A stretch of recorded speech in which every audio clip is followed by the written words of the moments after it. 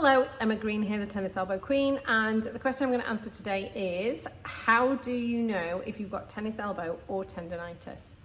Really good question. So, tennis elbow affects the outside of the elbow. Tennis elbow is always going to be on the outside of the elbow. It does affect a tendon. So a tendon is basically a connective tissue. It attaches the muscles of the forearm onto the bone. So tennis elbow will affect that tendon.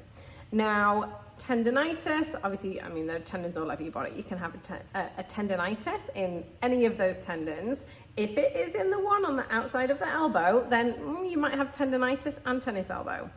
Tendinitis, just by kind of the word itself, tendinitis, inflammation. So basically that's what tendinitis means, inflammation of the tendon. What we know about tennis elbow is kind of the longer you've had it, or the longer you've been feeling the symptoms, the less inflammation generally is there.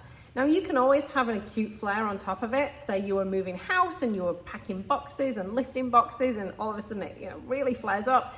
You've probably got some acute inflammation on top of a chronic problem there.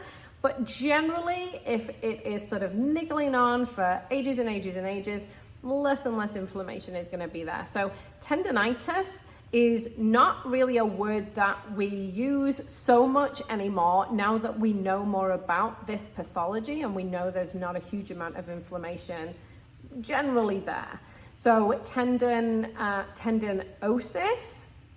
is more of a common word, and that just means a sort of a chronic issue with the tendon, as in long term.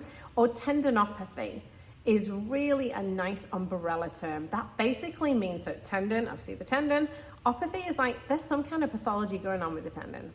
So there's something wrong with the tendon, and that generally, that umbrella term tends to be a really good descriptive way of describing what is going on with the tendon. Something's going on with it. We don't know whether it's an itis or an osis or a whatever, but there's some kind of pathology going on there. Hope that helps.